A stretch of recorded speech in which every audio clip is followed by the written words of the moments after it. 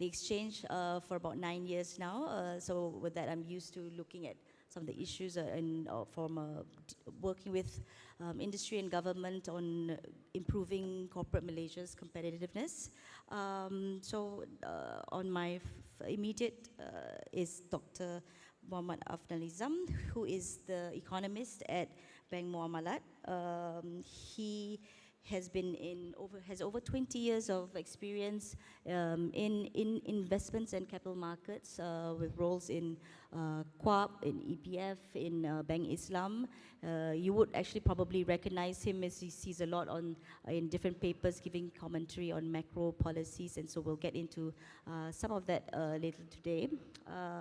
Then we're also very happy to have Tan Sri Dato' So, who is the president of the Federation of Malaysian Manufacturers Malaysia, and is immediate past president of National Chamber of Commerce in Industry in Malaysia.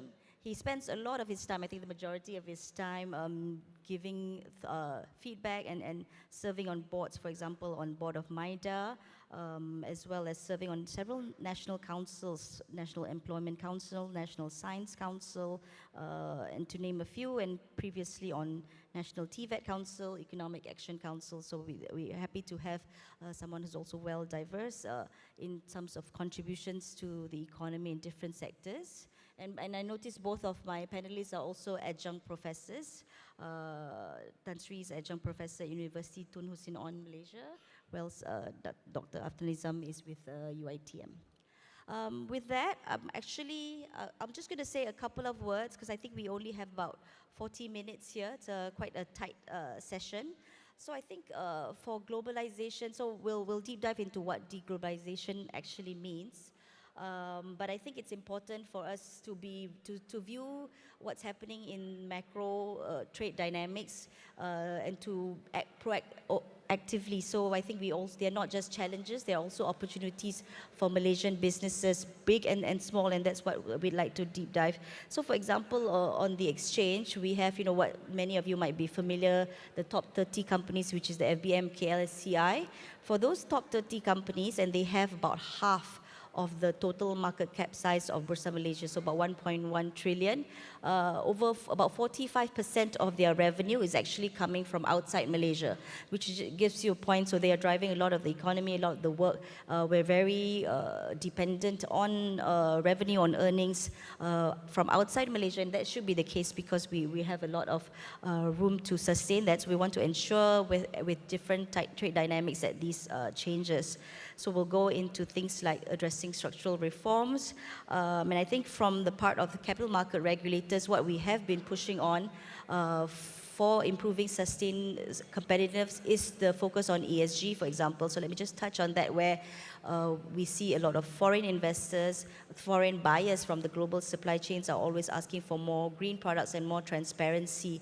So at the regulator side, we are pushing hard on the companies, on the bigger and smaller companies, to disclose more on environmental sustainability governance practices, because it's something that employees care about, something that buyers care about, and with that there's also tools that are being held, tools to help measure emissions, to report comfortably, and so there are a lot of combination of global, I think there's a lot in play now, a lot of efforts by the government, and that's translated together with what the regulators are doing, and also the companies are taking on board, but we want to ensure that's sustained.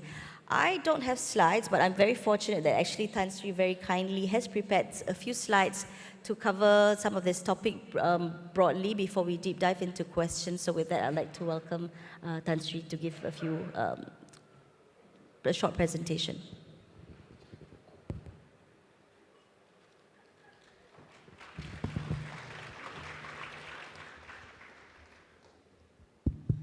Selamat pagi. It's always before lunch, speakers a lot of pressure because sampai masa makan tengah hari. Okay, I want to share with you few of the slides regarding my presentation on deglobalization and sustaining Malaysia's competitiveness. Can I Have the slide. Okay, how we navigate our Malaysia strategies and to have our priorities for Malaysia. Now, ladies and gentlemen, do you know that now we are enter into post-normal times? We are enter into 3C era. What is 3C? Bukan 3R. 3C. Complex, chaotic, and contradictory. And our situation now, and all of us, include businessmen, include every one of you who are here, will face 2U. Bukan U-turn. 2U means uncertainty, unknown. Now, what are we going to do with this unknown and uncertainty and with the deglobalizations? Next slide.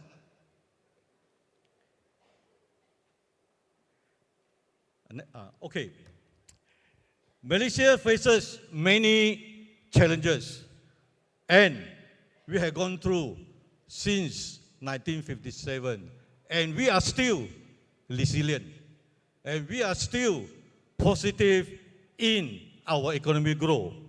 And we need to have our strategic response because Malaysia is a small, open economy. And we need to have a balanced, continued global engagement, and we need to be resilient against any challenges. Next slide. Next slide. Ladies and gentlemen, these strategies that we need to do is how to leverage our free trade agreements. And we have signed 16 free trade agreements. Malaysia cannot be like islander. We need connectivity. We need market access. That is why our RMK 13 need to emphasize our priorities, whether Malaysia can still be a strong trading nation or not.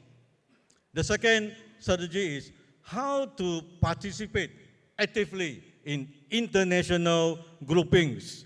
For example, WTO, APEC, and also ASEAN. And next year, we are the ASEAN chair. There are a lot of rooms, a lot of opportunities that our ASEAN chair able to provide to our Malaysian industries. Next. Because we are a trading nation, we need to maintain a non-aligned stance. It means that we don't take side. And we must close to all our neighbors and all the nations who have trade with us. And we need to build a resilient supply chain. As you remember, during COVID-19, the disruption of the global supply chain had caused a very, very big impact to our Malaysian economy. Next slide. And as what this morning the Professor Jeffrey has said, look at regional. Malaysia can be one of the best international manufacturing hub. And I believe RMK 13 will also focus on how to make Malaysia as the international manufacturing hub. Okay, the next one I want to share with you, next slide, is how to enhance Malaysia's competitiveness. First, any country to progress, to grow, depend only on one thing only, that is talents. We need our talent pools. We need our graduates to be globally connected, and we need them to have high skills. Not only that, the industries also need to play our role. that is how to acquire the cutting edge technology so that we can attract more graduates into these high-tech, high-performance industries. The next. The next one I want to talk is our YB minister is working very hard through Permulaan. That is how to reduce regulatory burdens. Now, based on the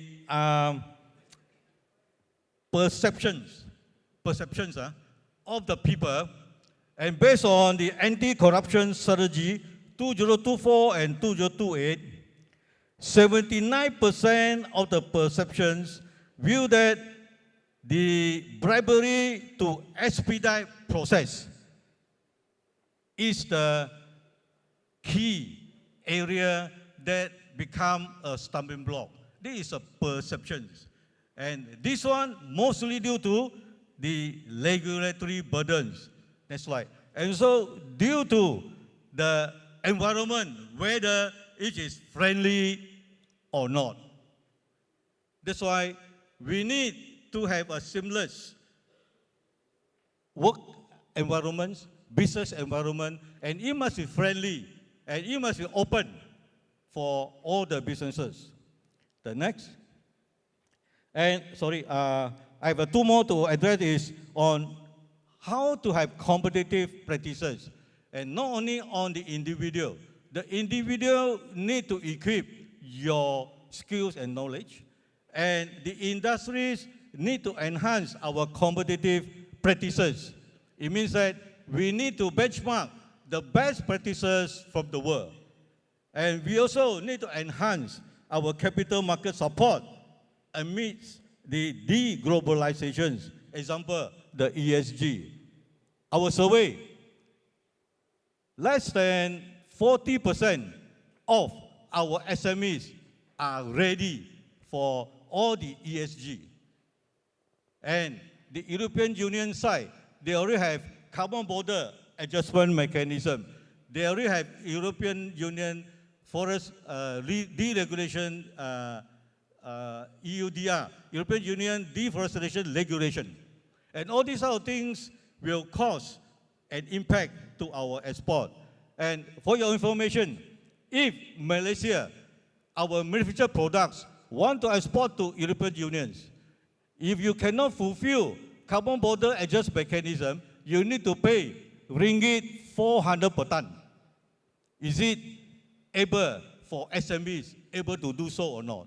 That's why we would like the government, maybe RMK 13, that can propose that Malaysia should set up our own carbon pricing mechanism, and also to set up, maybe through our Prime Ministers, as the chair of ASEAN Chair, 2025 to propose ASEAN carbon pricing mechanism, so that we can have a level playing field. So my conclusion, next slide, is what are the best strategy from manufacturing sector for the 13 Malaysia plan? Number one, please embrace knowledge-based economy.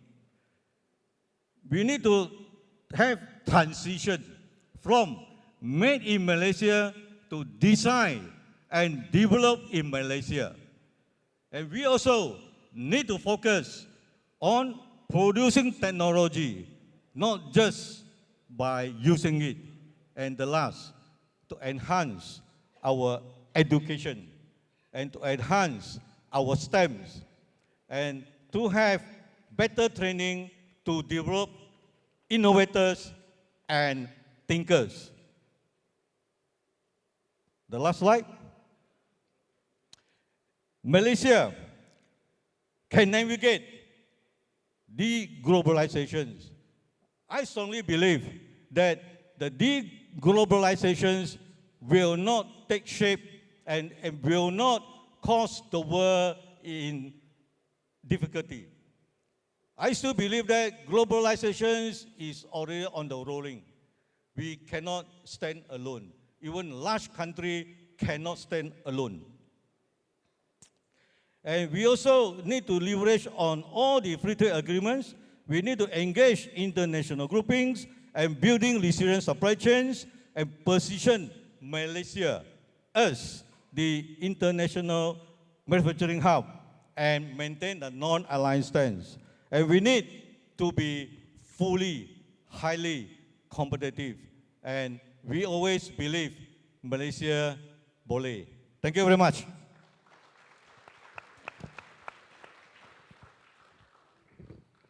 Thank you, Tan Sri, for sharing broadly and some ideas, and hopefully actually with the questions later on we can deep dive into some of these.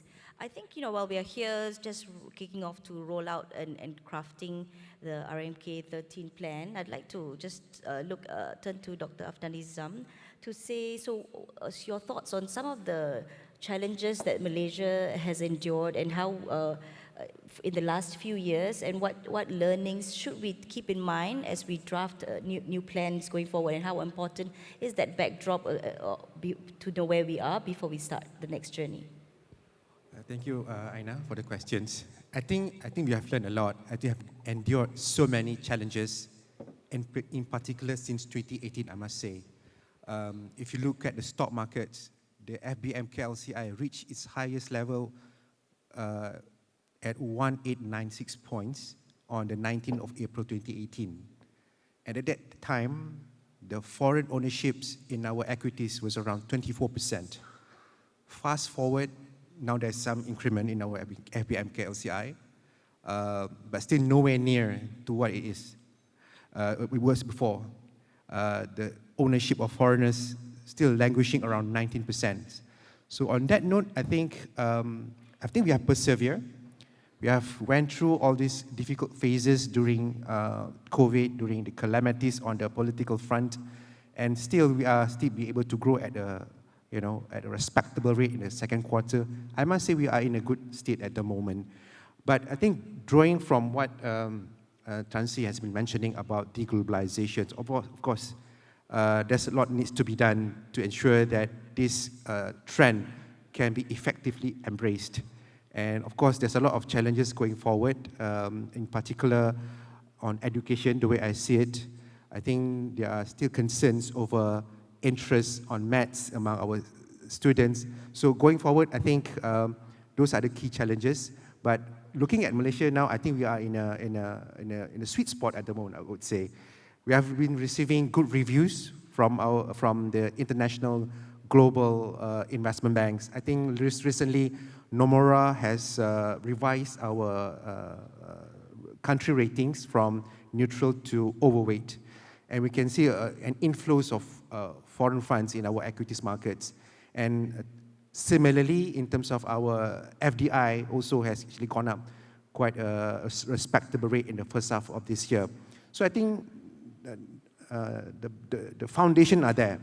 It's about managing the economy, managing the expectations of our societies.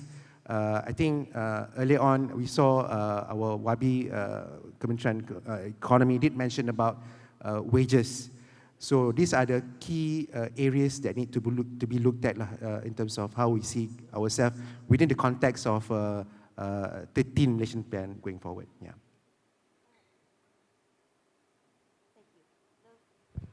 The first part of the panel topic is on deglobalization, so maybe we'll peel that a little bit. Can you share a little bit more on a macro perspective, the deglobalization and the impact that you see on Malaysia's economy, and what are the opportunities and threats on a broad level, and then we'll deep dive perhaps towards the manufacturing sector. Sure. From Tan Sri. I think immediately it appears that Asian economies, including Malaysia, is benefiting from this prevailing trend. We have seen, like I mentioned earlier on, in terms of the rise in our FDI approvals. And I think now the buzzword is the data centers. And we can see how the trickle-down effects in terms of other sectors on construction, on properties, and other supporting industries, renewable energies. And I think those are the immediate, I would say, perhaps arising from this tension has been benefiting our economies. But going forward, I think we are still unsure how these deglobalizations or protectionist policies will pan out. But safe to say, we need to be, be mindful of this trend, and perhaps in terms of foreign policies, it's important that we need to project that we are in a neutral country, so that we can have both. Like what Professor Jeffrey Sack mentioned about in his speech, that we need to, Malaysia need to be mindful of this trend, and we need to be good to both parties, so to speak. So I think these are the, I think the emerging trends that is going on, and immediately it seems we are benefiting it, but going forward is something we remain unclear about the potential impact to the region and economy, Malaysian economy specifically. Tan Sri, 80% of Malaysia's exports is from the manufacturing sector, about 23% of our GDP. How does, in your, of course, always talking to your membership, how does deglobalization have impacted their business? And also, please help us paint a little bit of a picture of in which areas do you see them garnering more market share as different companies or businesses look to not just house one of their operations in a single country or single region? In actual fact, the globalization had positive impact to Malaysian manufacturers. As you know, Malaysia last year exported US 305 billion. 87.5% of this figure were from manufactured goods. So it showed that the manufacturing through globalizations had enhanced Malaysia's economic growth. And we believe that through market access and through free trade agreements will further improve our Malaysia's global standing. I was at another conference earlier this month, and I think we have heard that Malaysia has gotten more. We've benefited from in some ways from the different tensions and people moving out to diversify their supply chains. But I think the question as we move forward is that I did hear things like with some of the incremental intra-ASEAN flows, for example, that has been happening. I think the bulk of that increased flow, at least within ASEAN, is actually maybe in some neighboring countries such as Thailand or Vietnam. So how are companies in Malaysia, in the manufacturing sector, and also Lisa can carry on, how are they moving faster? What do they need to help them get more of the within ASEAN and also global trade flows? Can I answer? I agree, Puan Anna, you will. In fact, Malaysia's export to ASEAN, although it's big, but the intra-ASEAN trade among the ASEAN and ASEAN countries still hovering below 50%. So it means that the idea of ASEAN economic community, although take shape, but still more rooms to be improved. And there are certain areas among ASEANs, for example, on non-tariff barriers, like mutual recognition agreements. For any testing among ASEANs, some of the ASEAN countries, they still refuse to accept the tests produced in Malaysia. Now, even touch on halal certificates. Indonesia also not recognize our Malaysia halal. Although Malaysia halal certificate well known throughout the whole world. So this is among the things that the ASEAN countries need to iron out on this. Yeah, and I think to that point, for example, you mentioned ASEAN chairmanships. I think one of the ongoing conversations is, for example, let's say in the carbon credit space, we are pushing very hard and trying to work towards harmonizing some of this, where different countries recognize, let's say in ASEAN, recognize carbon credits framework, carbon generation, so that then it's faster. You don't have to reapply, retest and certify all over again, and the markets just open up, because there's a lot of potential from Malaysia and then broadly in ASEAN for us to kind of win the war and come up better on the deglobalization. Um, Dr. Afnadizam, anything on, any thoughts on structural? You touched a little bit about talent that you wanted to talk about. I think it's an area that you feel quite strongly about, whether on a structural, economic, or structure or policy standpoint that you think is very important, that, top two perhaps for Malaysia as we look to prime strategies in RMK 13. I think we talk digitalizations most of the time now, and that would mean knowledge on or strong grasp on mathematics and science is extremely critical. So on that note, these are my reservation, perhaps, in terms of how the education system in Malaysia, in respect to maths and science. And if you look at the current curriculum, from my observations, it's getting more and more difficult. While it's good that the students are being presented with complex questions, but I'm not sure whether that strategy would actually help to promote the interest, a strong interest among our students towards maths and science. My worry is it could backfire, Suddenly they feel uninterested, and they might, look at things are very in a shortcut way, looking at e-hailing, p-hailing as a way of to become employed in these particular areas. So these are the key things that I would say is very, it's like a prerequisites, I would say, because we are, going forward, we'll be dealing so much on artificial intelligence, whereby the knowledge of mathematics is very critical. You need to write your, the algorithm. Even in the investment fraternity, people have been talking about algo trading.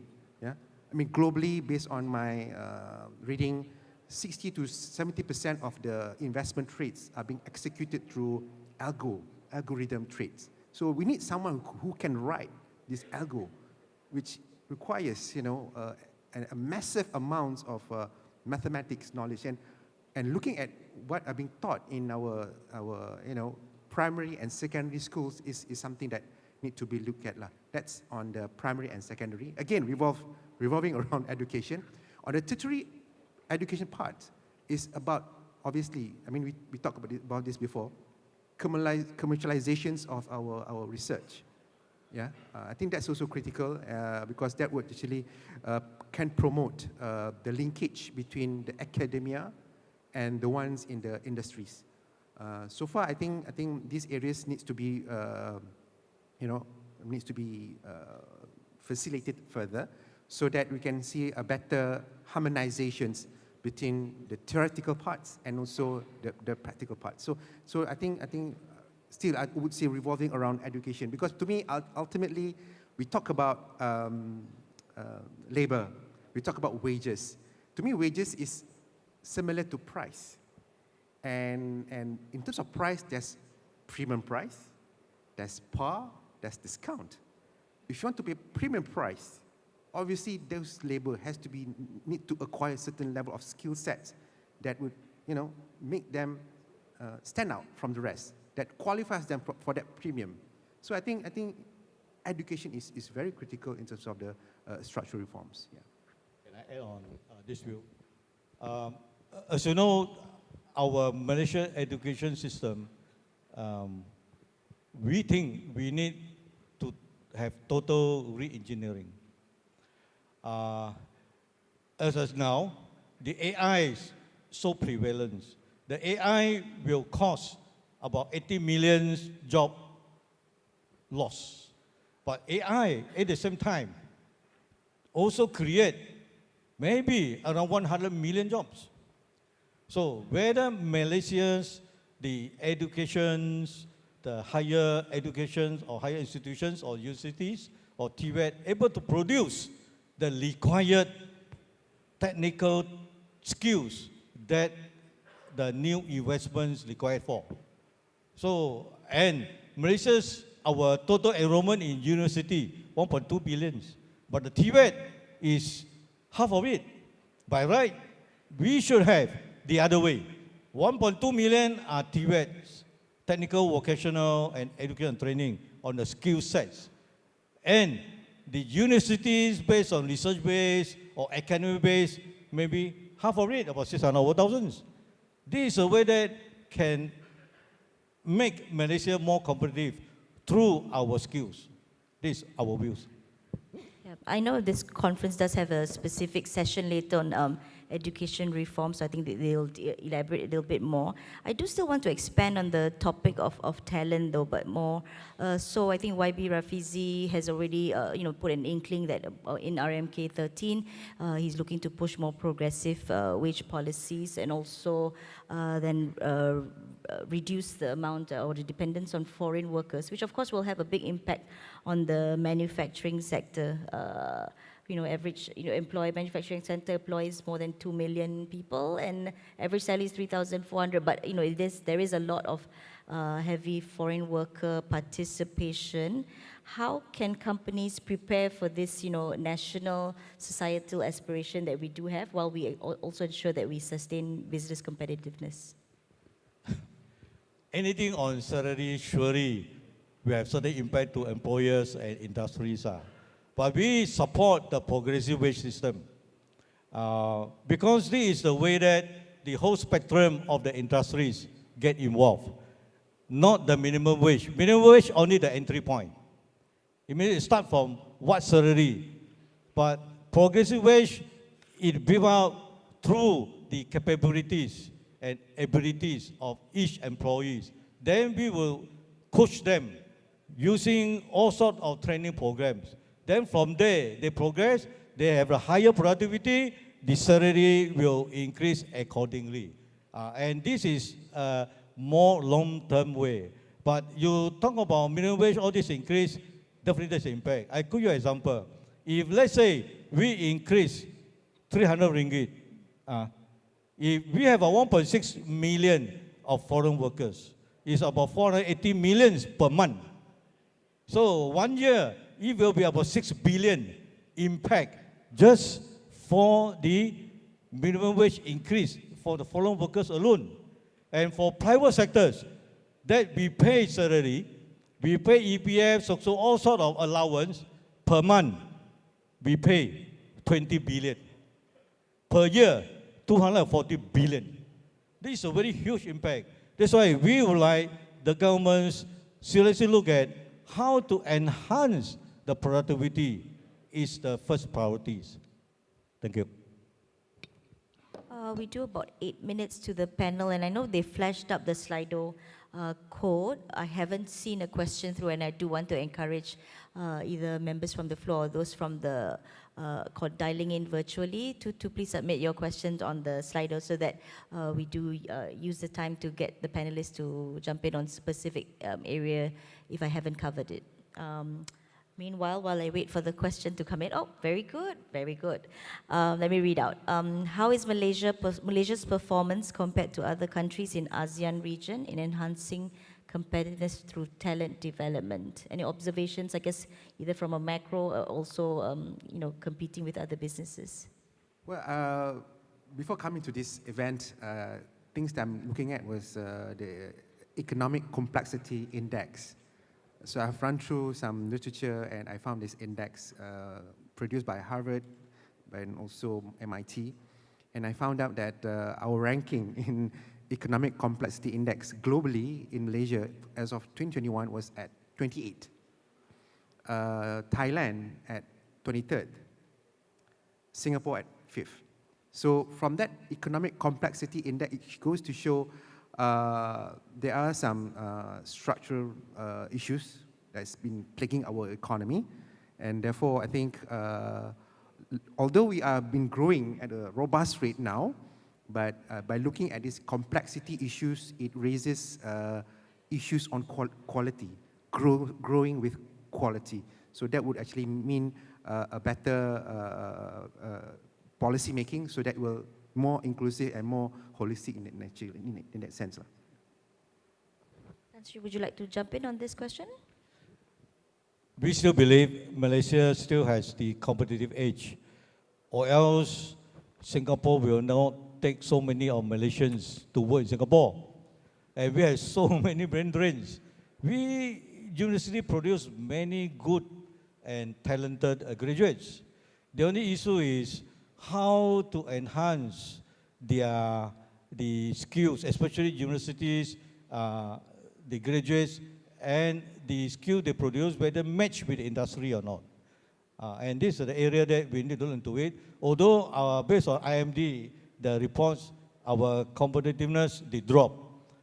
Based on this, there are many rooms that we need to further improve. Especially recently, the government, they promote automations and also smart manufacturing, and all these things can enhance our competitiveness. And also the TVET, the government started to emphasize so much on the technical vocational education and training. I believe the competitiveness will further enhance. Okay, maybe I'm guessing we might have time just for this last question here. Productivity of firms, it says, are very much driven by foreign and large, probably foreign, they mean foreign and large firms. Where SMEs lag behind, what can the government do to help?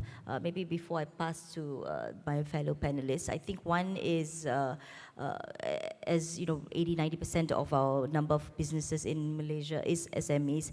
I think there is a lot of attention from the government that I've been seeing in terms of trying to get SMEs to understand what is needed from digitalization standpoint from SMEs. So there's a lot of different ministries who have come up with a simpler framework or different toolkits to help the SMEs in that sense. And one that we've done, for example, is where we're getting on getting the large listed companies to develop to let's say buy into a tool, a very cheap tool to measure their emissions. But we're saying that because their emissions of the large companies depends on all the smaller companies that are part of their supply chain, you know, in the initial stage, the SMEs can use it for free for companies that are subscribing to this. And we are, from Corporate Malaysia perspective, we are really focusing or enhancing on the bigger players to help bring SMEs on this journey, to help them, because if the rest of your family or value chain unit doesn't come up, the larger firms won't be competitive. I'll let panelists chime in. One of the idea possible, maybe government should consider, because every year those companies who employ foreign workers, they pay levy. I think all in all, the private sectors have paid around 1.5 to 2 billion of levies. We would like to suggest that maybe to set up a national automation fund, using this levy can further enhance the SMEs, because they can claim it back for their automations. I believe maybe this one can work. Doctor, any thoughts? Okay. So I guess we have 3 more minutes. I think when I was chatting on the side, one of the topics of competitiveness, which you talked about automation, is on digitalization and connectivity. You had some thoughts on economic, you know, for 5G and things like what Malaysia needs to drive adoption. Any comments on that? Malaysia had invested a lot in terms of infrastructure, like 5G, 6 over billions. There is only last mile to be connected. That is to the industries and to the building. Like now, you open your handphones, is it 5G or 4G? But we walk outside, is 5G. The reason is the owners of the industries or buildings or office buildings, they need to spend money to put in connector or called antenna to connect to 5Gs. This is the things that the government possible to look into the incentivize the industry. For example, to give double tax deduction for those factories to adopt the equipments like connector to put inside the factory so that they are able to use the 5G that already ready. Second is all the telco companies that they can provide an overall package that can enhance the household, can enhance the buildings, can enhance the industries by having 5G. Because telcos, financially, they are sound. Okay. I don't think we'll have time for the last two questions, but I think just before we wrap up, I know from the capital market and from talking to investors, the roadmaps that Malaysia has put out, for example, with a new energy transition roadmap, new industrial master plan, and then seeing some of the early fruits of implementation and the higher FDI has been very promising, like what you said, in terms of building confidence of foreign investors, both in the Malaysia for FDI purposes as well as capital markets. So I think on that backdrop, as we do all play a very important role in crafting the next RMK 13 to help, sustain this momentum of the plan and the trajectory for renewed confidence. And I think in the exchange, we hope to welcome more new economy companies in more exciting sectors. Is one of the things that investors always ask for. And so there's a lot of blueprints in that, so how to accelerate some of our growth in some of those areas.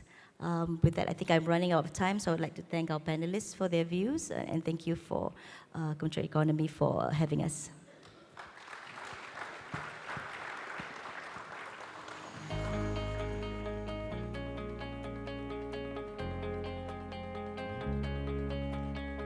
Panelists and moderator, let's have a quick photograph in front of the stage just to nicely wrap things up. Let's have our photographer up front.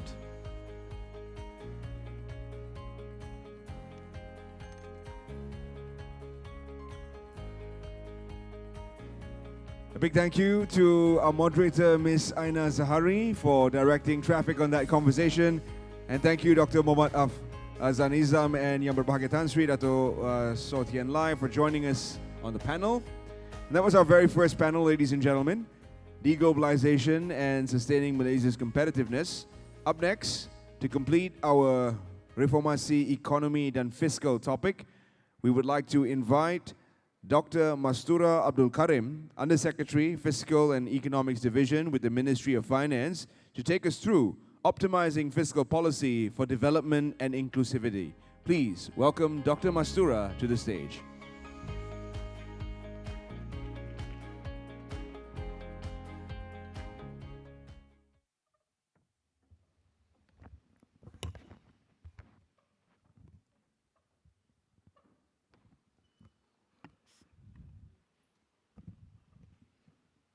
Testing, okay. Okay, YB Minister, top management of Kementerian Ekonomi, dignitaries from international bodies, and I think ladies and gentlemen, Assalamualaikum warahmatullahi wabarakatuh, and selamat tengah hari, I guess. Okay. This is too. Excuse me. Can you bring it down? Okay, can everyone hear me? Okay. Turunkan boleh. Oh, okay. Okay. Thank you, first of all, thank you to Kementerian Ekonomi for inviting Ministry of Finance to share some of our experience in managing our fiscal, especially during this challenging time. And talking about challenge, I am also facing challenge now because it's already lunchtime, as Tan Sri did mention. It is not, I'm facing challenge to get your attention to my presentation, especially when I'm going to speak about very dull and boring subject matter. And I always remember our Prime Minister always mention it to us every time when we present to him. Ministry of Finance is so boring. Every time you always talk about numbers. So please bear with me. I'm going to speak more about numbers this afternoon. So I hope that everyone is still awake while waiting for our lunch later. Okay, I would like to first, next. Okay, I would like to first share that's why I said, this is a very boring subject matter. So the first, I would like to share our experience for the past, I think 6 to 7 nation plan. Even though the minister did mention that our RM13 going to be look back at our first Malaysian plan, but I'm not going to go to that far, I think, because that situation is much different to what we have currently. But I want to share the experience that we have back in 6 Malaysian plan, 7 and the rest. Okay, as we can see that Malaysia, same as the other countries, we are facing so many crises during this period. Okay, in the last that we have, our fiscal surplus was 1997. So our Prime Minister was so proud of this because it was during his time. So during that time, we had fiscal surplus. Unfortunately, we were hit badly during the ASEAN financial crisis back in 1998, and which contracted our economy very badly, and we have to borrow money we have to borrow to do the stimulus package. Okay, and because of that borrowing, even though that the at least the positive part of it, because we have surplus during that time. During that, then we don't have to borrow that much. So we have to do some stimulus package, and what we did was about 7 billion or 2.5% of GDP we have to inject to the economy for our counter-cyclical measures. So the overall balance have to be, and because of the borrowing, even though it is not a big amount, we face deficit for the first year after a few years of surplus. But luckily, our surplus was not that, our deficit was not that bad. Unfortunately, another event happened in 2001 or 2001 when, because of the global technology downturn, and due to that time was September 11 attack. So our country was also hit quite badly. But during this time, we have to inject another 7.3 billion to the economy to make sure that to implement our pump prime measures. But still, we can show here, even though during that time, we need to bring back our economy, and at the same time, what I'm going to show here, I'm going to tell here is the commitment of the government towards consolidation. So even though we want to make sure our economy is stable, and at the same time to improve our fiscal, we are doing it gradually. We don't take it drastically, and as we can see, from 2001 or 2003, we started to improve our fiscal deficit. But in 2008 or 2009, another hit or another crisis that hit our country, which also our economy contracted to 1.5%. At this time,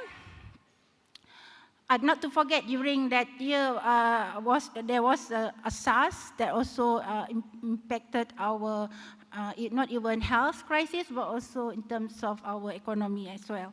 So in 2008, we have to, or 2009, we have to also pump in another injection, which we have to make sure that during the global crisis, we have to maintain our economy and to keep our economy growing. And this time, we have to make sure that the focus that during that time was to protect jobs, providing skills, training and retraining facilities to private sectors, to improve the private sector's activities, as well as to ease the burden of the vulnerable groups. So we have to pump in another 67 billion in 2008-2009 crisis. And we continue our, after that, we improve our economy, and it was 7.4% during that time. And as time goes by, another hit that is not only the whole world hit, and it isn't only about our economy, but was also our health. And the most important thing for the government to do during that time was to make sure the life and the livelihood of our rakyat is protected. That is the utmost effort or priorities of the government during that time. So another 500, this is the biggest ever stimulus package that we ever did, was another 530 billion was spent to make sure with 7 or 6 stimulus package. 7, if I'm not mistaken. No, 8 stimulus package was done to cover or to improve our economy during that time. And at the same time, not to forget about the livelihood of the rakyat. Okay, so this slide itself shows the resiliency of our fiscal or economy as well. So even though we are hit by so many crises, but we are still resilient. We are still working, or we are still make sure that economy is still growing, despite the effort of the government to consolidate our deficit. So this is to show that government managing our fiscal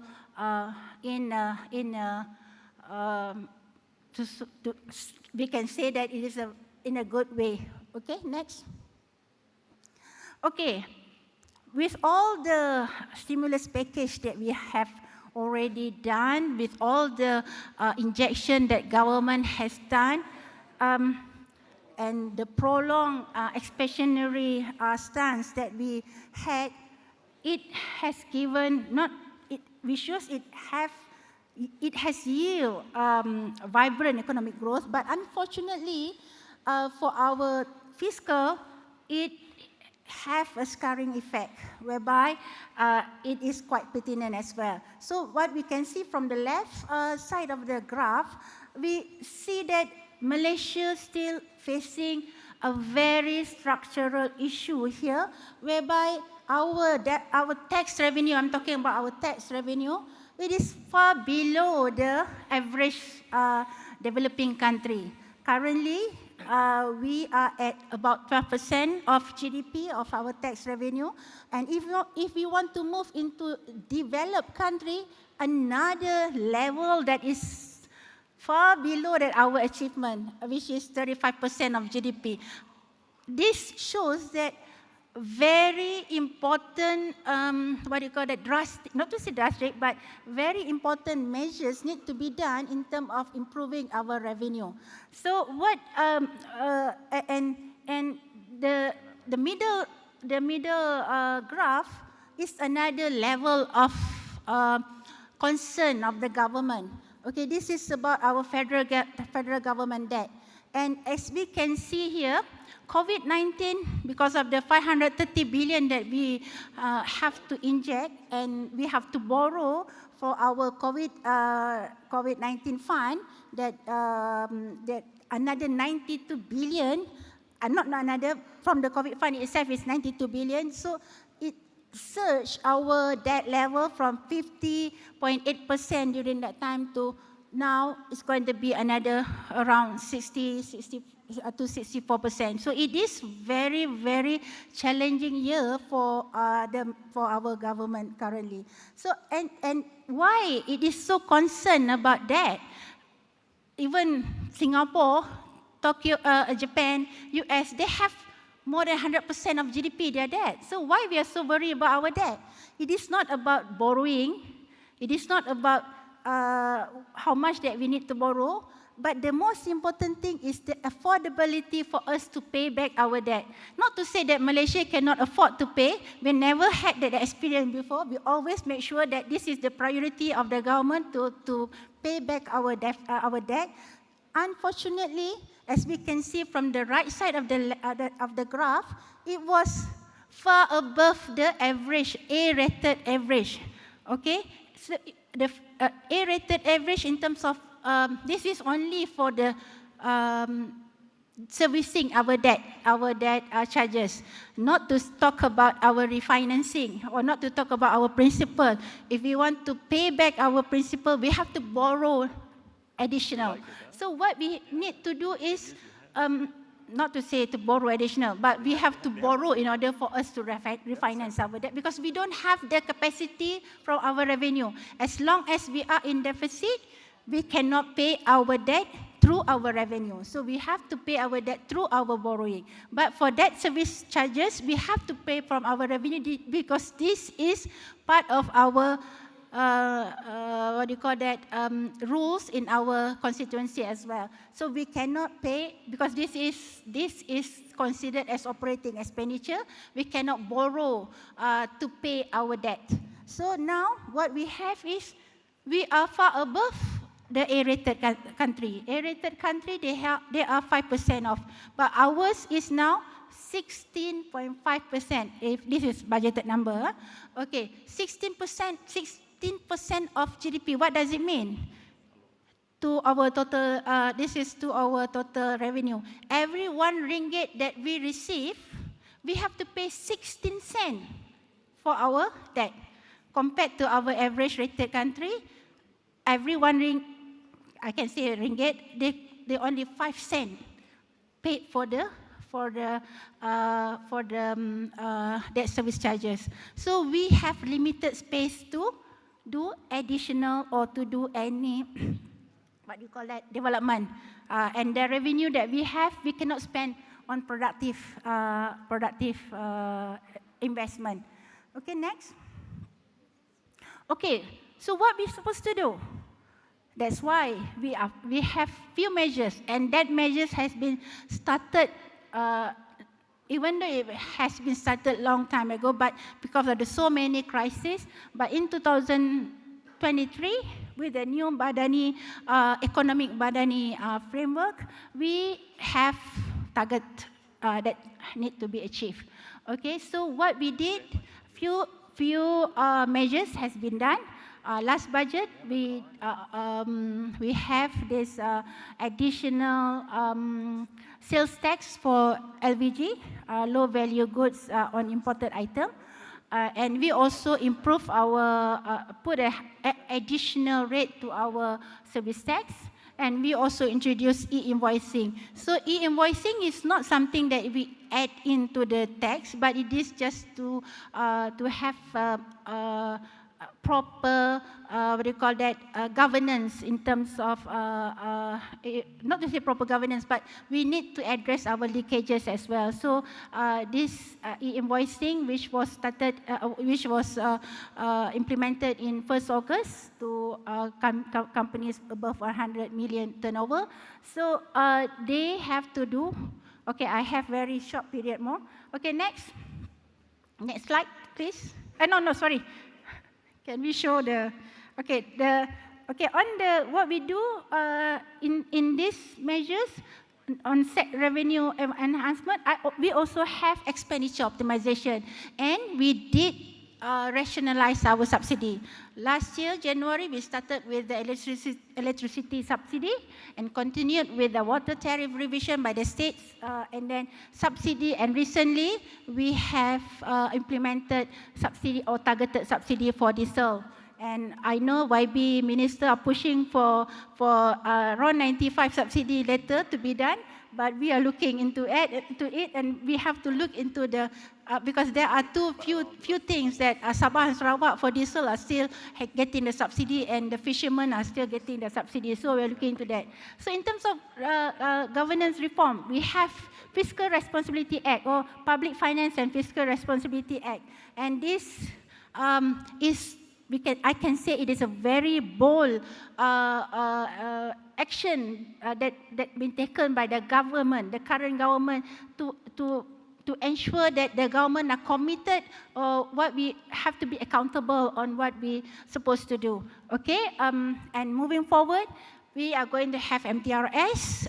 Under this, so many things that we need to address, not only in terms of expanding our tax base, but we're also looking into leakages and wastages, especially in terms of the informal sectors, where we can see that a lot of leakages happen there. And then in terms of expenditure, we also have, we're also looking into other additional subsidy, targeted subsidy rationalization later. Next. Okay, this is, as I did mention earlier, is to show that the commitment of the government. So even though we're still facing challenges, but we still commit to the fiscal deficit. But why it is so important about fiscal deficit? Why we need to consolidate our deficit, our fiscal? One important thing is if we can see the earlier slide in terms of the surplus that we have previous year, and then when the crisis happened, we can manage our fiscal and we can borrow only a little, a few amount, not too big amount compared to what happened after the year. So why it is so important, the deficit level? Because it creates space. We need space. We don't have space currently. The space is very, very limited. We need additional revenue. We need space to invest. And Rancangan Malaysia Ketiga need additional budget to create another level of Malaysia, and we need that expenditure. We need that revenue. And if we have surplus, it is not currently, but under our FRA, we have committed ourselves to reduce our deficit to at least 3%, negative 3% to in the medium term. And also, if in order to do that, we also need to contain our debt level to 60% of GDP in the next medium term. Okay, next slide. I just want to highlight on our Fiscal Responsibility Act. The most important thing, what is so important about the FRA, it is to improve governance, to enhance accountability, and to promote transparency. Because when we improve our governance, the way that how we put up our institutional reform, our fiscal reform itself, and managing our fiscal policy, it must be consistent with the international best practice. And accountability now, Minister of Finance is accountable to the Parliament in whatever changes in the number that we targeted in the FRA. And we also institutionalized our Fiscal Policy Committee, which previously it was there, but it was not institutionalized in a formal manner. But we have now in the Act saying that we have to at least twice a year that we must, the Fiscal Policy Committee must meet and address the issue that what we're supposed to address for the year. Okay, and in particular, they always like looking at for this time around for the budget for the next year, it has to work with or to be tabled first at the policy committee. Okay, that's all I think for my presentation today. I was told there is no Q&A for my session, right? Okay, thank you. Thank you very much, Dr. Mastura. It was Q&A, but in the interest of time, unfortunately, we do have to move on to the next session, which will be focused on educational reform. So before we get into the next session, ladies and gentlemen, once again, I'd like to draw your attention to our portal, where we do have a feedback form. We'd love to hear from you. Tell us how we're doing in terms of organizing the event and what you'd like to see more of. Please do kindly fill that feedback form up towards the end of the evening. We have, of course, day 2 still to come, but we'd love to hear from you as to what you feel day 1 was like. And then, once again, at the end of day 2, do kindly help us with another filling out of the feedback form. Thank you for your kind cooperation, ladies and gentlemen. We look forward to hearing your feedback as to how we can improve and put on better events for you as we move forward with more conversations on RMK 13. So our panel is being set up on stage, and I would like to once again remind everyone that as you arrive on day 2, you still need your tags. So please kindly keep your tags safely with you and do bring them back with you tomorrow as you attend day 2 bright and early. This is a kind reminder, and I'll be reminding you towards the end of the evening as well. So educational reform is our next highlight, and we do have one session within this ambit. We'll be focusing on unleashing potentials, shaping the next era of education. And our earlier panel did touch briefly on this, where Dr. Mohammad Afzal Nizam did mention about how maths and science is being taught in schools at a higher level than when we were in schools. And I concur, having a 13-year-old at home helps you understand the burden of their homework. So whether or not this helps cope interest in maths and science is another question altogether. And are we putting the right foot forward when it comes to educational reforms? Our next panel is tasked with answering that question. I'd like to bring up first our moderator, Ms. Hazami Habib, the Chief Executive Officer of the Academy of Sciences, Malaysia. Ms. Hazami, can we have you on stage, please?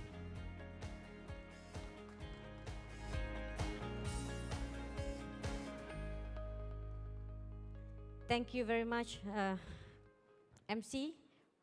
So we are coming to the second panel discussion. I would like to invite all the panelists to take their seat on the stage.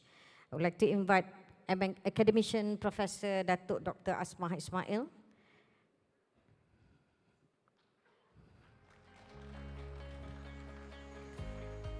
Next is Professor Mushtaq Al-Atabi, Professor, and Dr. Tara Betel. Please.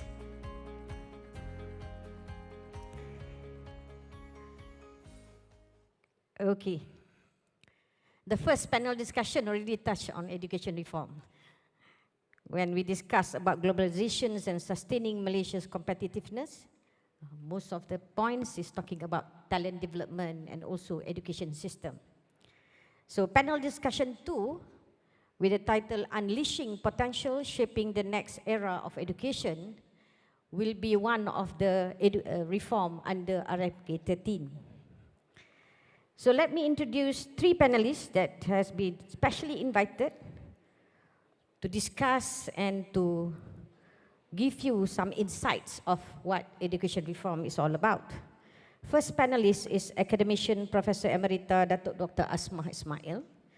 She is the Vice Chancellor or CEO of International Medical University and immediate past President of the Academy of Sciences, Malaysia. So her contribution to Malaysia's higher education system include the establishment of the prestigious National Academic Award or Anugerah Akademik Negara, the establishment of research university in Malaysia, and in developing and implementing the Malaysian Education Blueprint Higher Education 2013 to 2025. She is currently involved in the rewriting of the Higher Education Blueprint 2026 to 2035 and is a member of the Higher Education Advisory Panel for Financial Sustainability of Universities under the Ministry of Higher Education. Our second panelist is Professor Mushtaq Al-Atabi. He is the Provost and Chief Executive Officer of Harriet Ward University, Malaysia. Professor Mushtaq is pioneered on purpose-led education on CDIO or Conceive, Design, Implement, Operate methodology and delivered the first MOOC in Malaysia. He also trains executives from multinational corporations, including banks, energy companies, as well as universities. And our third panelist is Dr. Tara Betel. She is the lead economist and human development program, World Bank, Brunei, Malaysia, and the Philippines. Dr. Tara is based in Manila. Her areas of operational expertise include early childhood education, teacher labor market, skill, higher education, and the political economy of education, having led projects in multiple regions in the world, including South Asia and East Asia and Pacific. Her research interests including teachers' labor market, politics of education reform, and higher education, and her PhD specialized in the economics of education. So there you are. You have 3 renowned panelists, experts in their own field, for us to give an insights of this education reform. Before we start, let me give a short scene setting of our panel discussion today. Maybe we relook to the evolution of education in Malaysia reflects the country's socio-economic development, demographic diversity, and policy changes over the years. If we reflect from the historical context, we had gone through the colonial era education in Malaysia, began during British colonial rule, which established a dual system, one for British children and another for local population, largely depending on ethnicity. This led to an education system that was fragmented along ethnic lines. Then we gone through post-independence era after gaining independence in 1957. Malaysia aimed to unify the citizens through a national education system.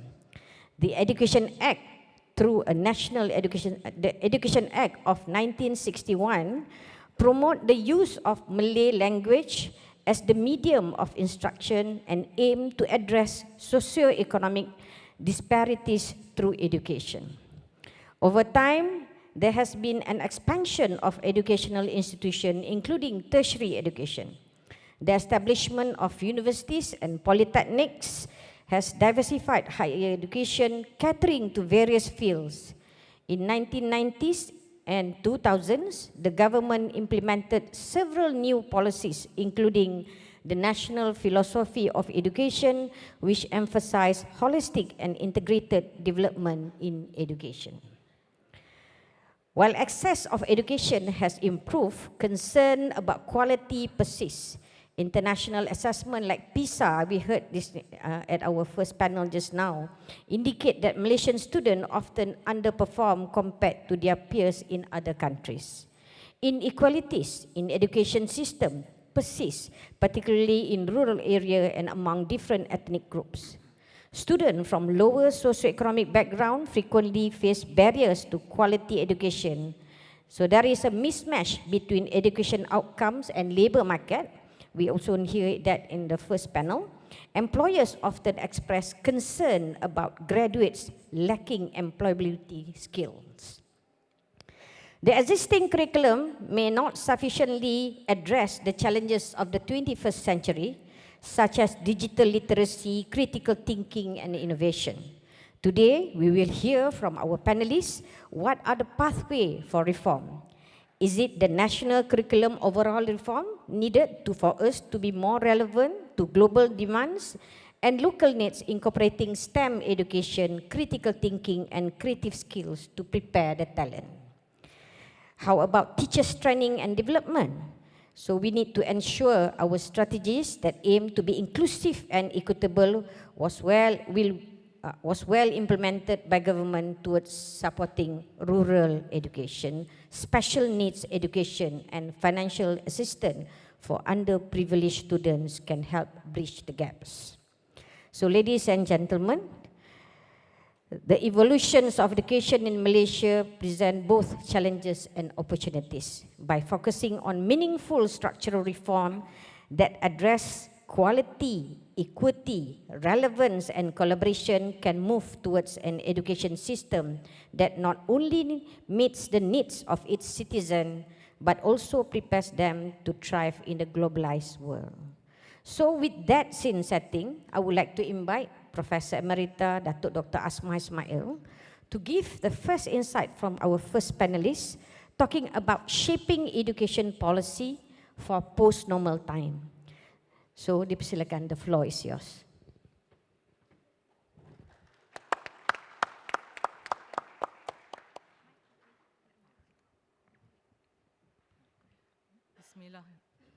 Bismillahirrahmanirrahim. Assalamualaikum warahmatullahi wabarakatuh. Salam sejahtera. Very good afternoon, ladies and gentlemen. YB Minister, thank you for being here. Top management of Kementerian Ekonomi, esteemed speakers, moderator, ladies and gentlemen. I've been given the task of talking about shaping the education policy for post-normal times. I think a lot has been said will be continued to be said regarding the education system of the country, and the fact that a one-size-fits-all, whether this is still relevant at this current time.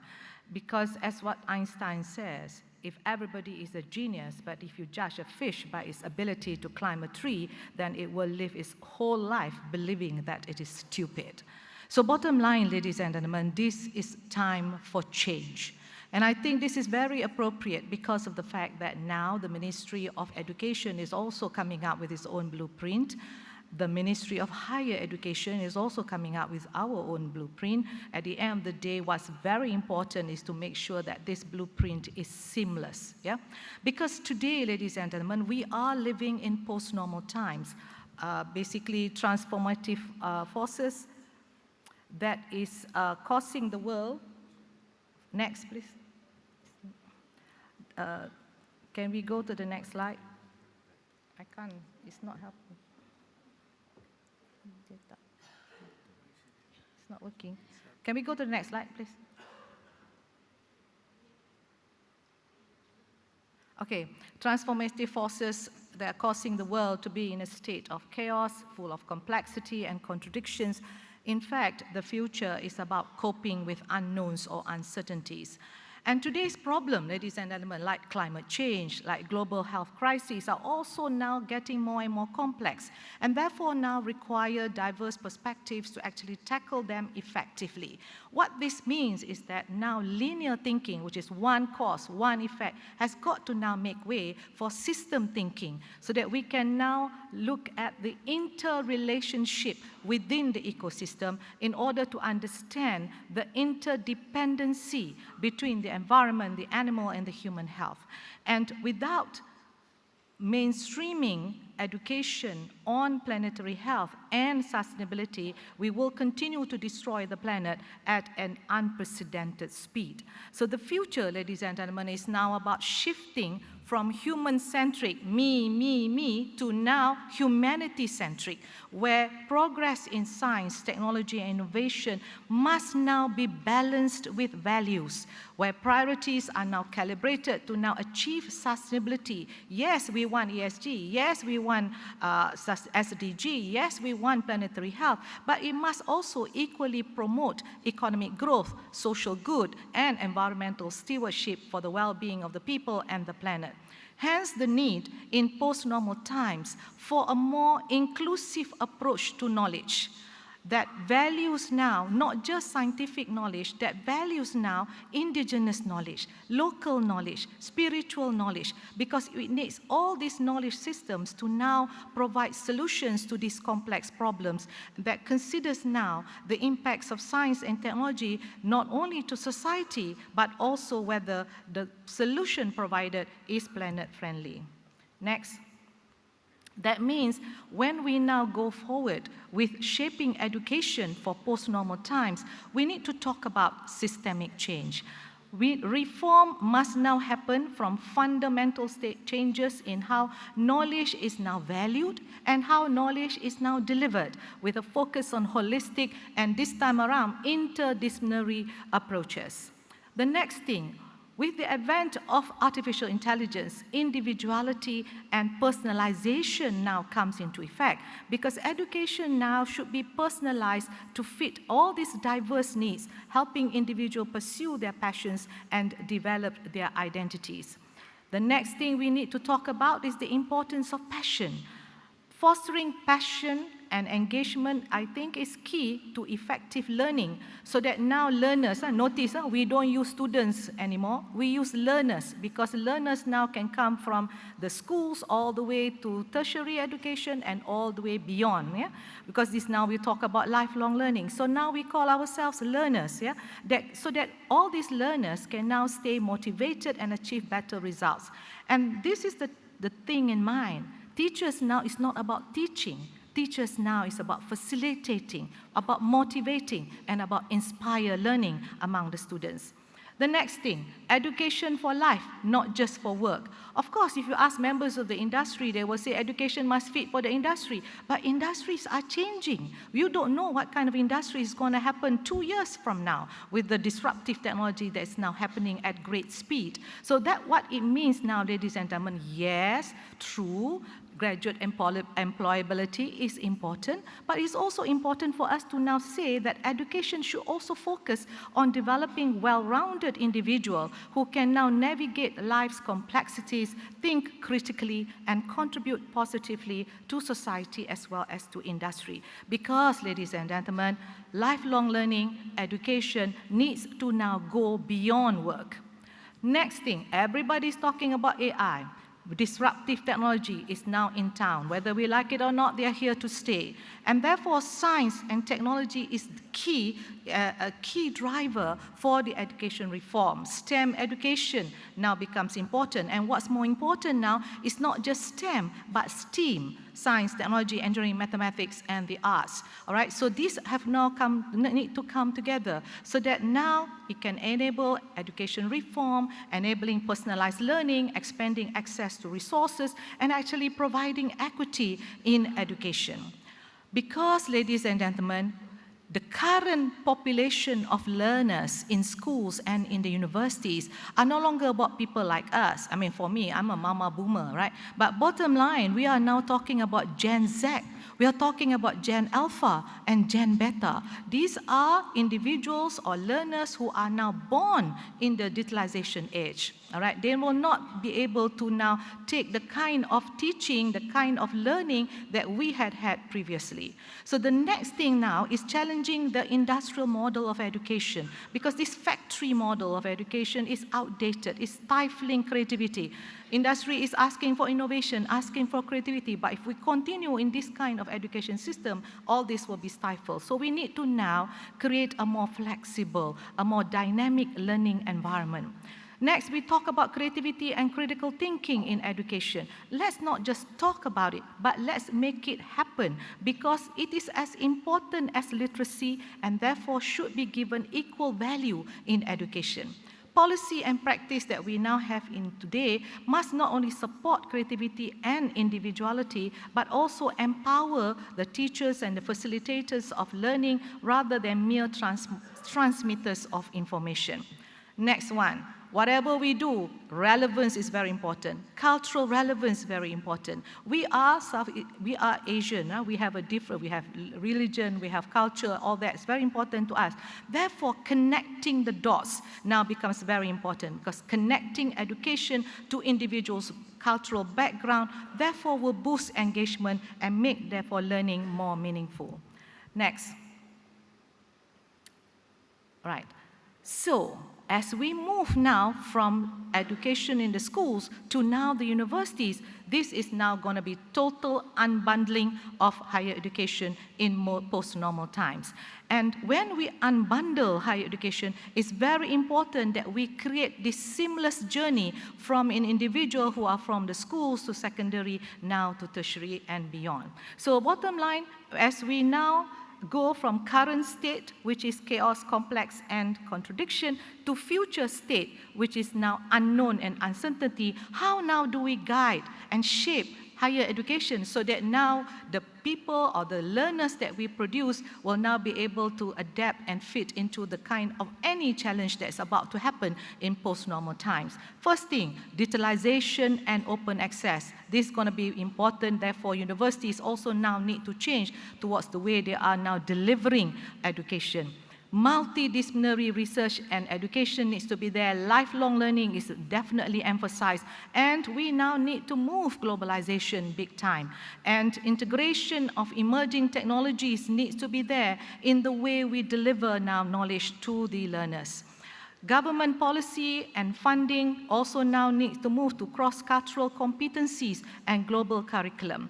Health and well-being now becomes very important. As you can see, mental health, as we now move with the Gen Z, Alpha and Beta, because they are so used to the screen, how human interaction has now been, a little bit of a problem. And therefore, health and well-being needs to now be looked into.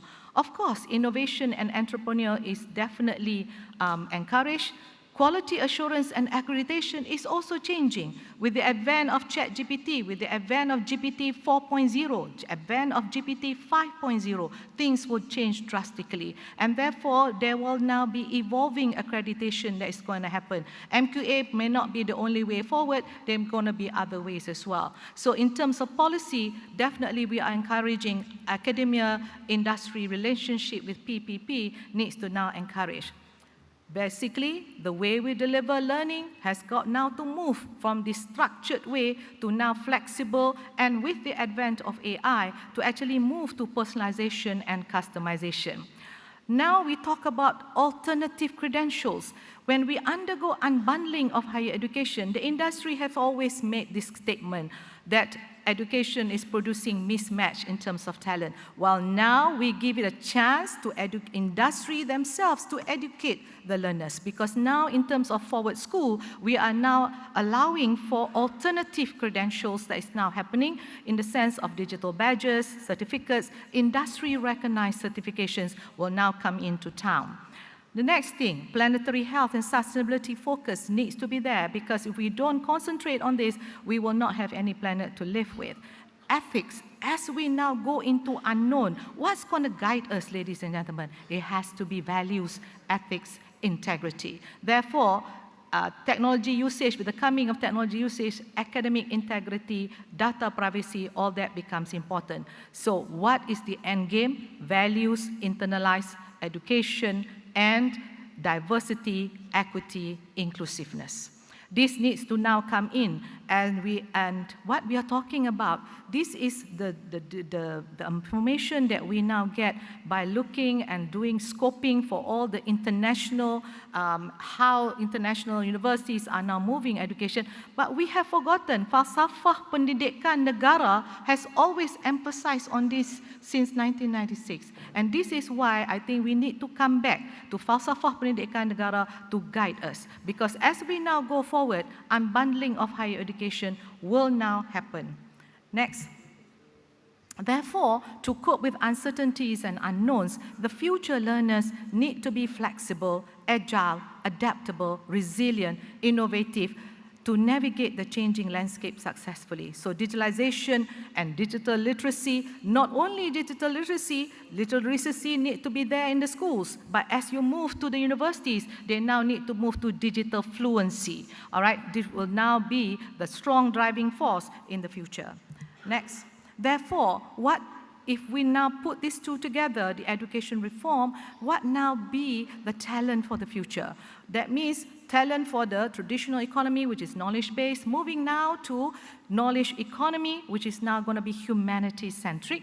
That means to say from administrators to now becoming innovators, from linear thinking to systems thinking, from closed innovation, the way we are doing commercialization of R&D now, also needs to change now to open innovation and collaborative methods. Emphasis on qualification, which is the way we have been doing, now needs to move to employment based on competencies. Yeah? That means skill and knowledge need to come together. From just becoming a specialist to now becoming a multi-potentialite, from KPI, performance-driven, to now moving to values internalized, and this time around, impact-driven. So this is a change that we also need to now put in the way we do R&D in the country. From silo view to now ecosystem view. So at the end of the day, ladies and gentlemen, talent will need to have soft skills, the ability to communicate, the ability to be intercultural competency, so that they can become tomorrow's global players. But it's also important to have smart skills, skills that is co-developed with other humans, and also sharp skills, which is skills co-developed with digital technologies. Next slide. Okay, so therefore, I'm going to say this over and over again, to be good in any profession, it is important that you begin to be a good human first. Then you can become a good doctor, you can become a good engineer, you can become a good data steward, whatever, but be a good human being first. Hence, therefore, the need for education to ensure learners to be humanity-centric, that balances knowledge and character and empowers them to become more compassionate, more competent with future skills. become professional and ethical leaders in public or corporate sector, equipped to basically address the unique challenges of post-normal times, including the state of our planet. With that, thank you very much. Assalamualaikum. Waalaikumsalam. Thank you, Dato' Asmah. So, as usual, she gave quite cross-cutting across the whole education spectrum. She talked about unbundling education. She talked about what needs to be transformed and how we should position education sector in the future in facing the uncertainty and the post-normal time. So we move to the second panelist. After we heard from Dato' Asmah, I would like to invite Prof. Mushtaq. Because we see some countries like India, 20% of learning in university, they make it compulsory for the student to learn online. Because that is one way for them to catch up with the latest things. And that is one latest digital pedagogy that in university, it starts being absorbed. So I'd like to invite Prof. Mushtaq to share your insight on the next generation pedagogy, crafting value-centric and cutting-edge learning experience. The floor is yours, Prof. Thank you very much. Do I get the clicker? Or you will be changing for me? Okay. Good afternoon. Thank you very much for the opportunity. YB, I was really inspired hearing you speaking in the morning, and particularly one thing that I took with me is RMK1. I'm going to look for that. I think that notion of going back to basics is such an important thing. So thank you for that. So I wanted to talk today about an experiment that we did at my university to give an example of how curriculum and indeed pedagogy can be changed. But before I start this, I wanted to tell you the story of humanity in potentially 3 minutes. I wanted to talk about how work has evolved since the time we invented the wheel until today, because I believe work is such an important thing that we engage life through. So I personally believe, and I hope by the end of the session I can convince you, I believe that we bring, as human beings, to any endeavor that we do 3 types of capabilities. I call them the 3 labors. We bring our physical labor, physical capability, we bring our cognitive labor, and we bring our emotional labor. We need all the 3 of them regardless of what we are doing. And as you could imagine, the level of complexity of these 3 labors has an escalating nature to it. So physical labor could be as simple as manual labor, but could be precision work like tuning a piano or something that would require the dexterity in our fingers and things like that. Likewise, the cognitive labor starts with our memory, our ability to remember things, but moves into critical thinking and optimization, and eventually our ability to imagine and also creativity. Likewise, our emotional labor is about understanding the emotions in us and in others, and it's also about acting ethically, and ultimately, it's about having a sense of purpose. Now, interestingly, as a species, human beings have been on a journey since the dawn of time trying to replace themselves when it comes to work. So from the time where humans invented the wheel in Mesopotamia and developed agriculture, they've been trying to either get some tools to help them, get some draft animals to help them, because we don't want to do the difficult work. Now, what has happened during the first industrial revolution, that replacement of human beings with machines has accelerated to the level it became a revolution. Because of that, many people lost their jobs. Many people didn't like it, and the Luddites, as we all know, were trying to even burn the steam engine because they are losing their jobs. But you know what? What has happened? Eventually, we prevailed as human beings, and we started to get actually better and more fulfilling jobs. Interestingly, now we are having a very similar situation. AI and technology is threatening to take our jobs. And there are 2 schools of thought. One is saying, you know what, you don't have to worry, Humans are very smart creatures and we'll find a way. But there is another school of thought that says this time it is different. So let me just say a few words about framing this so that we can see it and understand it better. So I believe that when the first industrial revolution and when we happened and when we realized that machines are now stronger than us, faster than us, and better than us, we actually moved our focus into the cognitive labor. And that's where most of the jobs became focused in the cognitive labor era. But now, for every one of us who have used ChatGPT or Copilot, you will know that this technology is serious. It's really able to do things that human beings have been taking months to do in mere minutes. So I believe what is happening now is another displacement. And our only hope is to move from the focus on the cognitive labor to the emotional labor. Now, the graph shows in the shaded area, the kind of skills that we either have replaced ourselves with or we could potentially replace ourselves with if we wanted to. Now, look at the skills that remain on the right side or your right-hand side of the graph. We talk about purpose and ethics and working together and being imaginative and all of that.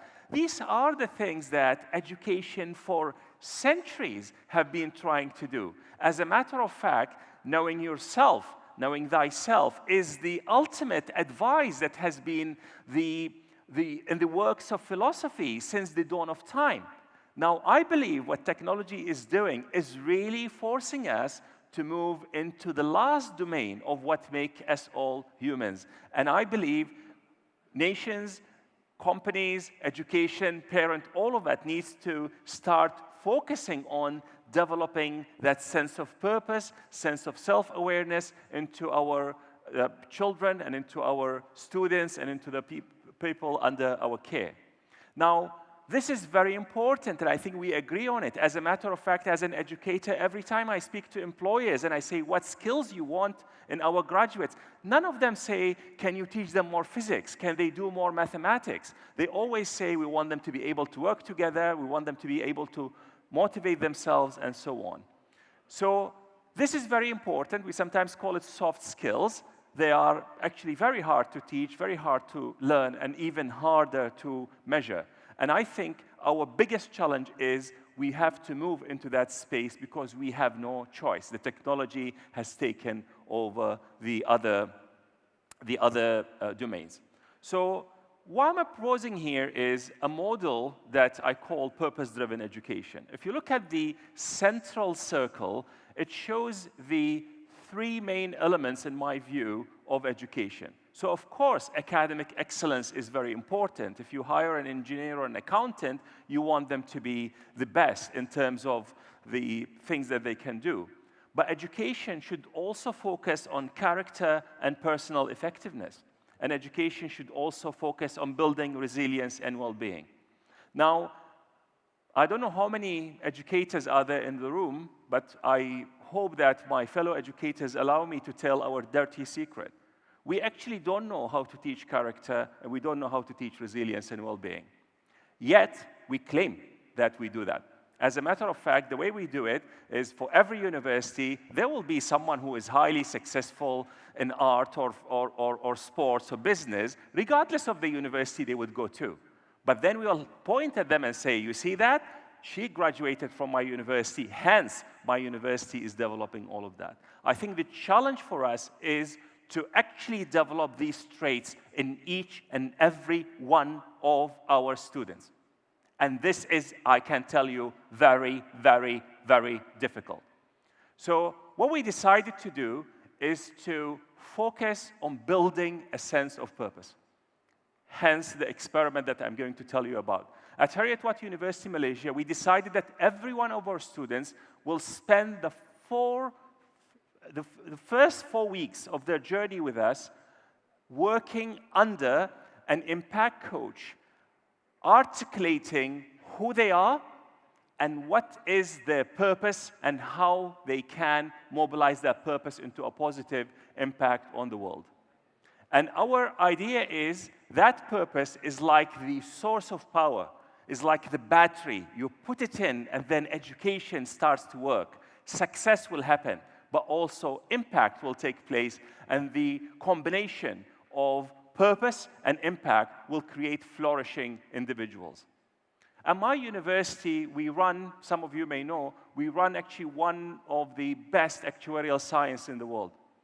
You need an A to be admitted to, an A in math to be admitted into our actuarial science. So the quality of the students is extremely high. I ask them as they come into this program, why did you choose actuarial science? And what do you think they tell me? Well, I like mathematics, and my mother said you can make a lot of money being an actuary. I swear, this is what they tell me. Now, after they go through this program, the students actually and develop their impact statement. I'm going to read you a real impact statement of a real actuarial student who's only 18 years old. It reads like this. I am a math lover. My purpose is to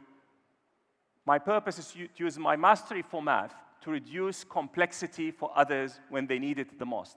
I am an actuary. Now, why it's important to know your purpose? Because knowledge on its own is not sufficient. We see students, sometimes very capable students, towards the end of their studies, get disenchanted with the work that they are doing. But when they know their purpose, then there are so many things that they could do, and literally the sky is no limit. Now, this is a conference by the Ministry of Economics, and I wanted to end with a quotation from an economist. Andy Haldane was, until recently, the chief economist of the Bank of England. And he's basically saying, we need to prepare our students by not focusing on the cognitive part, but on the emotional part, because potentially they will be competing against robots. So while we are preparing all these plans, I would like to tell you that when we focus on purpose, then and only then we will be able to address one of our biggest challenges, which I call the motivational divide. How many of you here are parents, and your challenge is actually to motivate your children, not to force them, but to motivate them, to have them to be self-motivated to learn? I can assure you, if people are motivated, you don't even need to teach them. If people are motivated, we don't even need to reinvent the curriculum. They will find the resources on their own, provided that they're motivated. And I think through purpose, we can really break the motivational divide. Thank you very much, and I wish you a great conference. Thank you, Prof. Mushtaq. Thank you. So, the main message that is purpose-driven education. We need to have that kind of planning under our education reform. If you see now trends, NIMP, National Science Policy, all are going toward mission-oriented research, mission economy, and purpose-driven educations.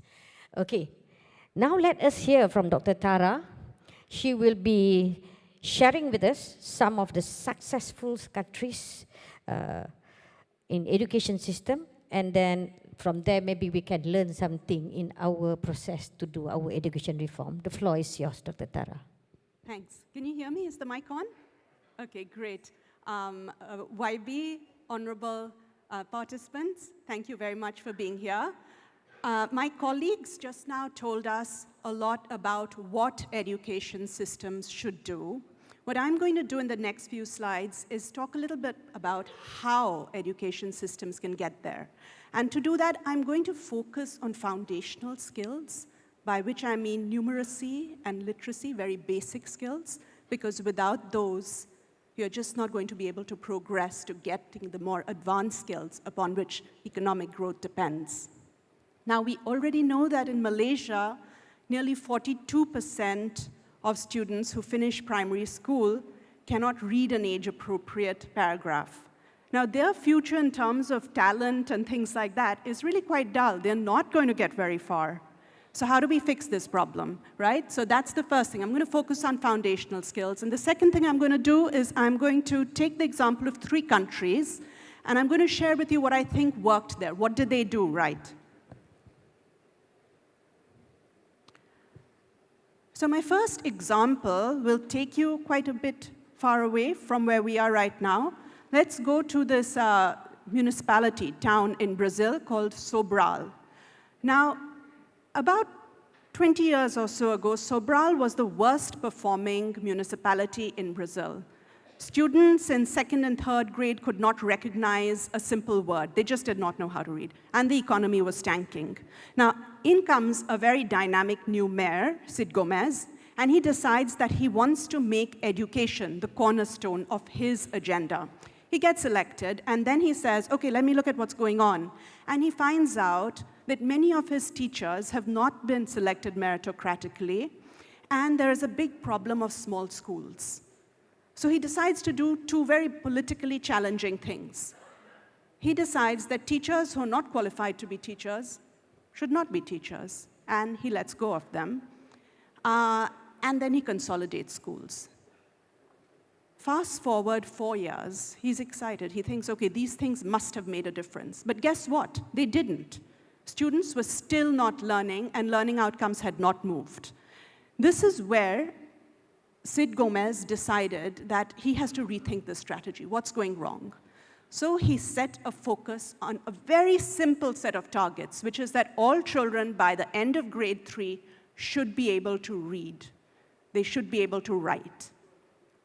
In setting this goal, what he did was something that YB referred to earlier on, which is that it became everybody's goal. It wasn't just his goal. He was able to communicate with multiple stakeholders, bring teachers on board, understand their challenges, bring parents on board. It was no longer just the headache of the Ministry of Education. It was everybody's headache to be able to do this because everybody depended on the success of this. So having very simple and clear targets. After that, he also allocated a lot of financial resources towards his reform effort. And what did these resources go towards? It went towards helping teachers who had been tasked with this very difficult task to do their job better. So really high-quality professional development. So not just quantity of professional development, but quality. That made teachers want to teach better, do their jobs better, felt motivated. And he also spent some money on teacher incentives. So a big chunk of the money went towards just this. It also went towards data. So he wasn't scared of saying that, look, my reforms did not work in the first round. I'm going to still keep measuring learning outcomes until we make a difference. And so every year, learning outcomes were measured so that they knew what progress was being made. And in a few years, because everybody was behind this very data-driven approach, where all the teachers were brought in, and these data were treated more for diagnostic purposes, to figure out what's not working in the system versus holding teachers accountable for what is frankly a very difficult job. And this motivated those teachers. In a few years, they began to see a big difference and a big trend of improvement in student test scores. Today, Sobral is the top performer in Brazil. Its economy is also very vibrant. It's one of the fastest growing economies in the country. Now, some of you might wonder, look, Sobral, it's a municipality, like 11,000 students. That's not a big deal. But actually it is, because what happened then was the state of Ceará, which is where Sobral is located, has about 500,000 students, adopted these very principles in detail, and they saw massive increases in student learning outcomes. Now, 500,000, that's, I think, roughly the population of Sarawak students, which is one of the largest states here. So there are ways in which these things can be expanded, and Sobral gives a very good example of how this can be done. Now, in my next example, I'm going to move a little closer, which is to China. Now, we heard earlier on about how Shanghai, they're always on the top of the charts in the PISA results. But you should notice that this is not the case for all of China. It's just Shanghai. And about 20 years ago, China's educational statistics were not great. But they took it very seriously to improve, and they have been able to make a big difference. One of the models that's been very successful in China, has been rigorously evaluated empirically, is the dual teacher model. And what you see here is a photograph of a classroom with the dual teacher model. It's primarily implemented in rural schools where there are not high-quality teachers immediately. There is a high-quality teacher who is put online, who delivers the lecture, while the other teacher is with students managing classroom dynamics. And what happens in the process is that this very high-quality teacher is teaching the teacher how to teach and is also able to deliver a very good educational experience for the students in the classroom. Now, this is one example in which, technology is being leveraged effectively to be able to address learning challenges, but also to be able to build on equity, because these are rural schools, and the results show tremendous improvement in learning outcomes here. It's been very scalable. It's also been moved to other countries. It's moved to Ghana, to India, I think Pakistan as well. Now, the third example that I want to show you brings a little bit of these two things together. The data bit from Sobral, which was so important in bringing the improvements, and the technology bit here. And this is an example of how AI can be used to help us. It's still pretty new, and we are still learning. There aren't as many impact evaluations, but I'm showing you some results that are based on rigorously evaluated studies. One is TeachFX from the US, and what TeachFX does is it records classroom audio. So you could have the school system doing this, or you could just have a teacher switch on the app and record the classroom audio of what's going on. And then it gives the teacher feedback on how many times did the teacher speak? Did the teacher engage the student? Did students speak? Which types of students spoke? Were they just the better performing ones or the weaker ones? Were they students from rural backgrounds or others? What was the equity composition in responses? And it provides some of these data back to the teacher with suggestions on how to improve behavior. And again, this has shown to tremendously improve teacher performance in the classroom as well as student engagement. It's still relatively new, so we do not have a lot of input on whether student learning outcomes have improved. One study suggests it, but just one. But what we do seem to have is a lot of evidence of how teacher engagement has improved, student engagement has improved, and how teachers are basically able to use the practices that we think are very good instructional strategies. We ask teachers to do these impossible jobs, but we don't give them a lot of help in how to do it, let alone the data. And this helps to do it. There's another example, which I don't have on the slide, but which pertains more to older students as well, which is how to write well. Because if you're not writing well, you're not able to communicate or analyze things well. But just for a moment, imagine if you're a teacher and you have 50 students in your classroom, it's a little hard to go through everybody's essays and give them really good feedback. So again, what Brazil did was they had this AI program which scanned these students' essays and gave them very concrete feedback on how to improve the analytical content and rigor of their argument. And there have been tremendous improvements because of this. So those were my 3 examples. And just some quick takeaways, which is, successful interventions set clear and doable targets. They don't go in with a whole range of targets, like the Sobral example, very clear targets on learning outcomes. They make it doable. They help teachers get it right. Sobral failed when it decided to just remove the bad teachers without helping the good teachers. So making these targets doable is also important. And relatedly, they do focus on teachers. Teachers are very important. They are our biggest resource, and getting that part of it right is very important. And finally, they use data. They are continuously collecting data, sharing data, and being open about data, because it's everybody's need to do this well. Thank you. Thank you, Dr. Tara. Thank you. So we have to have a doable target, and then we have to plan it well. I'm sure, please send your questions to the Slido. We would like to hear from all of you, but we don't have time. We want to read your questions after these sessions, because we are running out of time. We don't have a Q&A session for this panel session. So, as you heard from the 3 panelists, as a conclusion we hear here, yes, YB. Can you have mic there? Yeah.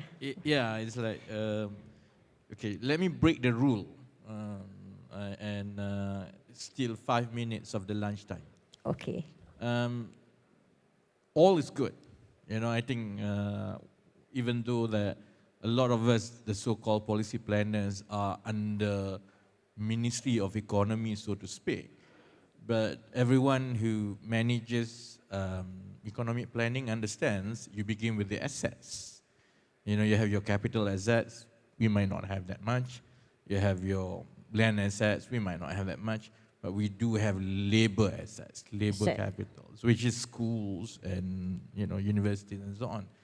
So all this is exciting. But when it comes to Malaysia, it's like we feel that there are so many things that we have to do in order to bring it to the kind of vision that we want when it comes to talents, education, and so on and so forth. So where do we begin? If we were to make radical stuff in the next 5 years in our education, in schools all the way to university, what are the top 3 things that we should? And in terms, and when I say top 3 things, I mean what are the program designs of those top 3 things? Because inspiration we have, where we should go we know, the diagnosis we know, but the bridging, the black box is how do you design the intervention that can be successful and then can be sustainably scaled up all the way through so that within 3 to 4 years, we really see the outcome. It's top 3 things that we should do. Top 3, what? Yes, Prof. Mushtaq, yeah. Thank you very much. Can you tell? Okay. Yeah, this is a fantastic question. Actually, I think probably the challenge, I lived in Malaysia for 27 years, so I've seen maybe all these plans and so on. I think maybe one of the challenges how we frame the question. Maybe the solution is not one way that we are going to use it and then we scale it up. I honestly think that this is one of the challenges and we need to change our thinking when it comes to that. So this is what first point I want to say. The other point I wanted to add is, if you look at Malaysia, yes, maybe there is a sort of mediocre educational outputs that we see, but we also see success at the schools levels, at the universities level, and I think we need to, when we see success, we need to go and study it. So for example, sometimes people ask me, I'm from higher education, but they talk about the schools, the primary schools and secondary schools. And in Malaysia, we actually have very successful schools. They are still using the national curriculum. They haven't affected the unity. They actually enhanced it. Can we run our public schools as private schools? I know they won't necessarily have air-conditioned classrooms, but I think it's about giving the community the freedom and then measuring them. I think these are the things that we need to move into the design principles rather than the KPIs that Dato has spoken about. It's very difficult, but this is the only way, YB, if you ask me. Thank you. Any other inputs from other panelists, Dato Asma? I think if you really want to discuss about this, I believe in transformation of education, right? We need to change. It cannot be one size fits all. We have to now cater for individuality. And we have to do that from the school going because things are changing. The landscape has changed. I think the mindset of people who design the curriculum, all that has got to change. So if we want to do this, first, I think at the end of the day, when you transform anything and we are moving, I mean, disruptive technologies are here to stay. If we don't take care about the cognitive skills, we will be losing. We should embrace technology, not see it as a threat, right? But how to embrace technology when we also have not gone a little bit higher than what we should be? So therefore, stifling creativity and innovation will be a problem. So we need to let it go, you know, allow the students to develop. And that's why I said the teachers have got to move from just teaching. It's no longer about teaching, YB. It's about learning, right? Purpose-driven. What is it that you want? Allow them to identify what is it that they want to do. So to do that, we have to facilitate. We are not here to teach. We have to facilitate. We have to inspire. We have to motivate so that they can find themselves. Once, as Mushtaq said, once they have found what is their purpose, once they are motivated, you can stop them. You can stop them. They will fly. So we have now seen a lot of things that we have been discussing, academia, industry relationship needs to be there. But at the end of the day, if you look at COVID, YB, what is it God has taught us about COVID? It's all about the intangibles.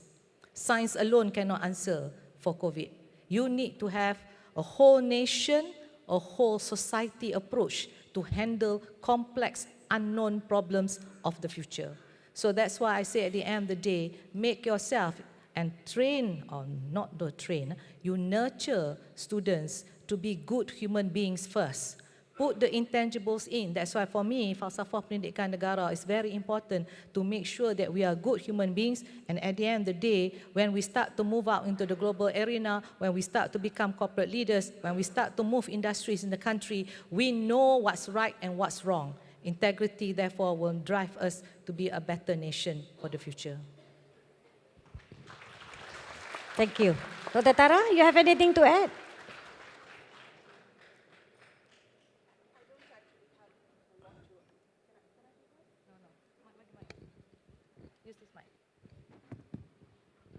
I don't have a lot to add, just that YB, we do get asked this question from governments around the world that, we don't have so much time to wait.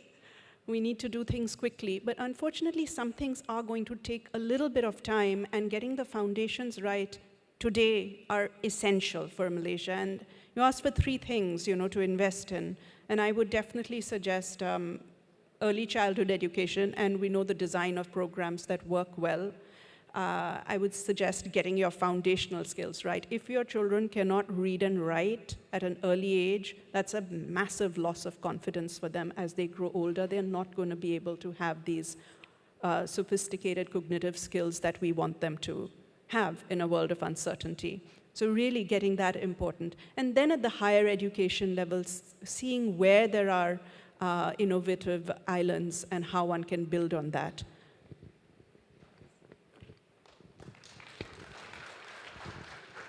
Thank you, all the panelists. As you heard, there is no one-size-fits-all kind of education systems, and it has been customized at each level. As we don't want schools to become factory, that is the old school, that we need to move from factory approach schools towards customized that really nourish the creativity of the talent. Then only we can get world-class talent, be it whatever unknown world that is coming. So as we conclude our discussion on education reform, it's vital for us to remember the journey towards a more effective educational system demands all of us collective commitment and action. The initiatives we envision must be built on a foundation of clear objectives, stakeholder engagement, and evidence-based strategies. That's why this is a good kick-off to discuss about education reform. And I hope with what has been shared through this session today, in conclusion, as we embark on this journey on education reform, let us prioritize a model that recognizes our shared humanity. By focusing on the development of compassionate, creative, and well-rounded individuals, we can cultivate a talent pool that not only excel academically, but also contribute positively to the society. Together, inshallah, we can build an education system that empowers the next generation to not only envision a better world, but also to be the architects of that change. Thank you to all panelists today. Please give a round of applause to our panelists and all of you for your attention and show your commitment. Wabillahi taufiq wal hidayah. Wassalamualaikum warahmatullahi ta'ala wabarakatuh. Walaikum salam, and thank you for moderating the session. Let's give our moderator a big round of applause. Thank you, Ms. Azami. We'd like to invite everyone to kindly pose for a quick photograph at the front of the stage just to wrap up the session. And everyone, we'd like to also thank Yang Berhormat for staying with us a little extra time and dropping in a question. Thank you, Yang Berhormat. Should we have Yang Berhormat on stage? Yes, please, Yang Berhormat, just to add to the session some weight. The discussion at hand on the reforms of education. I hope someone from the Ministry of Education is here, because that would be the only way to move things forward.